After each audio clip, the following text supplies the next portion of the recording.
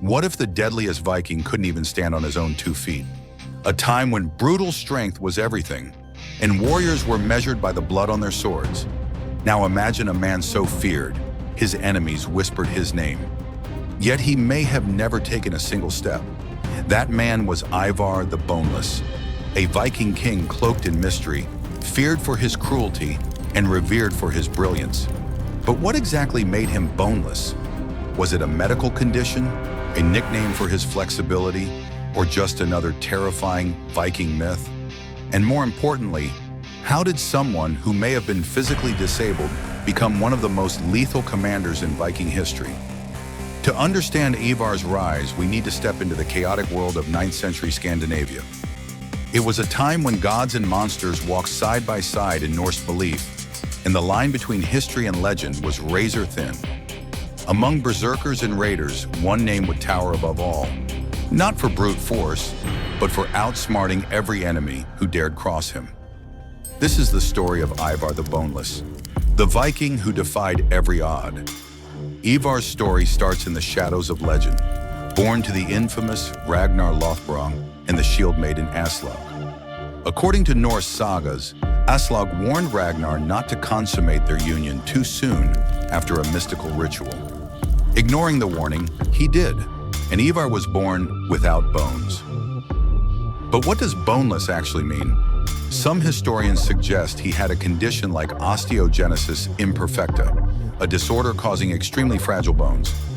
Others believe the term referred to an eel-like flexibility, or perhaps a metaphorical label for his inhuman ferocity. There are even translations where boneless implies legless, adding to the mystery. Regardless of the truth, the ambiguity around his body only intensified his myth.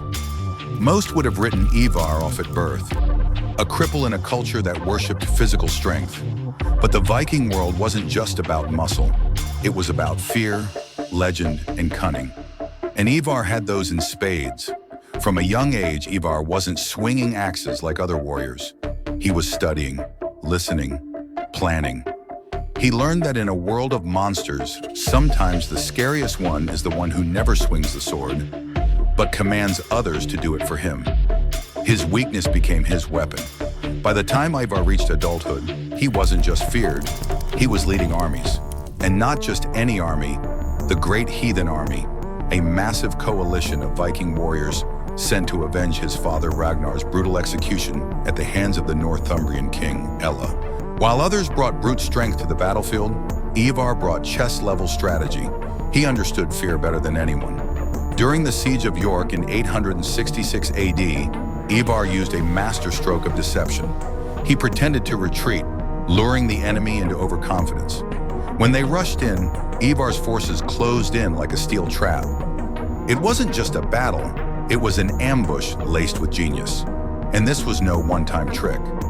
Ivar repeated this level of psychological manipulation again and again. He exploited weaknesses in leadership, divided enemy factions, and weaponized terror itself.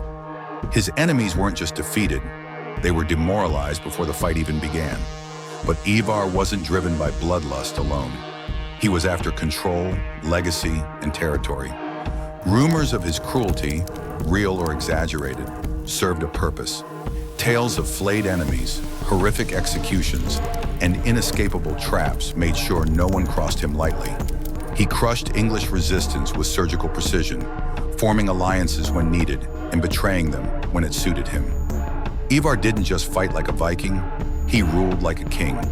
In a world where fear was currency, Ivar minted his own empire. Behind the blood and battle cries, who was Ivar the Boneless really? That question still divides historians and saga lovers to this day. The Norse sagas paint Ivar as a brilliant mind trapped in a broken body, a ruthless tactician who let nothing stand in his way. But how much of that is fact, and how much is folklore? Some sources even question if Ivar was real, or if he was an exaggerated blend of several Viking leaders. But historical documents like the Anglo-Saxon Chronicle and the Irish Annals mention a fearsome Norseman named Eymar, who many scholars strongly believe was Ivar. The timelines, campaigns, and impact align too closely to ignore, and that's the paradox. Ivar wasn't just a warlord, he was an enigma. Brutally violent, yet brilliantly calculated. Feared by kings, yet admired by warriors. His very existence bent the Viking archetype into something new. Not just a raider, but a strategist who manipulated the legend of himself as much as he controlled armies. His death is just as shrouded in mystery. Some say illness took him, others claim he was buried in sacred ground. Cursed so that any enemy who dared step over it would instantly die. And strangely, those burial legends still persist in England. One thing is certain, Ivar wasn't just a man, he was a movement, a force that reshaped history. And maybe that's why, more than 1,000 years later, we're still talking about him. So, what made Ivar the Boneless so terrifying? It wasn't his strength, it wasn't his sword, it was his mind. His ability to turn fear into a weapon, his mastery of strategy, and the myths he allowed to flourish around his name. Whether he truly had no bones or simply no mercy, Ivar knew how to dominate the battlefield without ever lifting an axe. He proved that in a world obsessed with brute force, intelligence could be just as deadly.